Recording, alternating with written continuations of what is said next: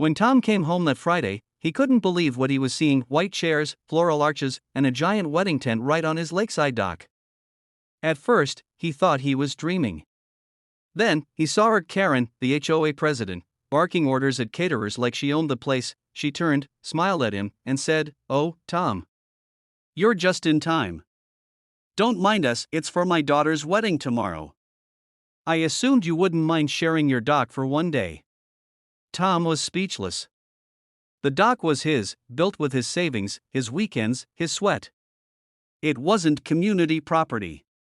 He stared at the chaos spreading across his backyard: the sound system, the food trays, the boat tied up and blocking his view of the lake.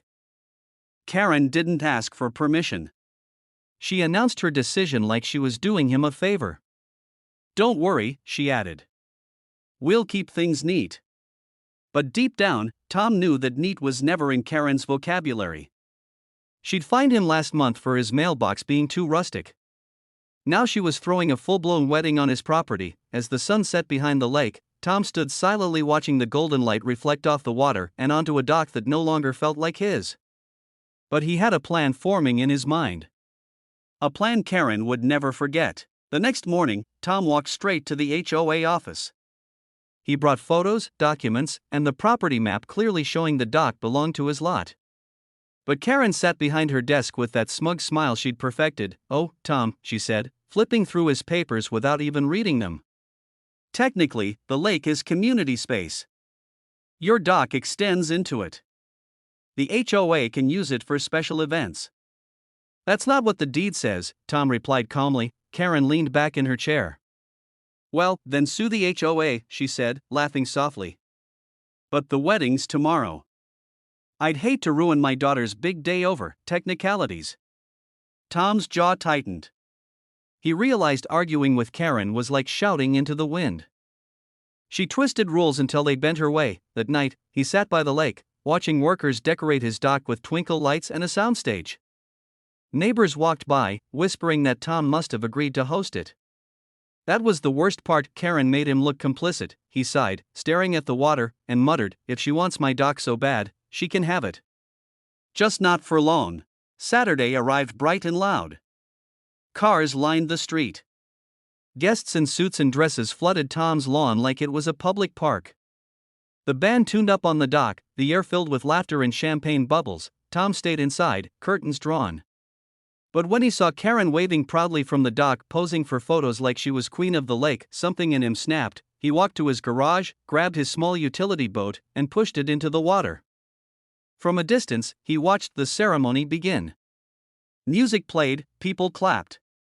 Karen's daughter looked radiant, standing right where Tom used to fish, and then, as the officiant began to speak, Tom quietly loosened the dock ropes from the shore.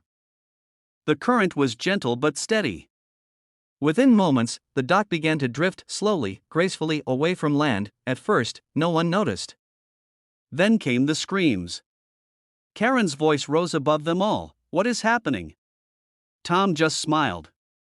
"Nature's current," he murmured, "and maybe a little karma." The floating wedding became the talk of the entire neighborhood.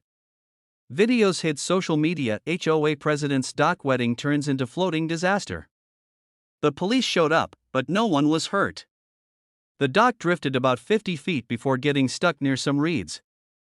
The guests were ferried back safely. But Karen? She was fuming. The next day, she stormed to Tom's door.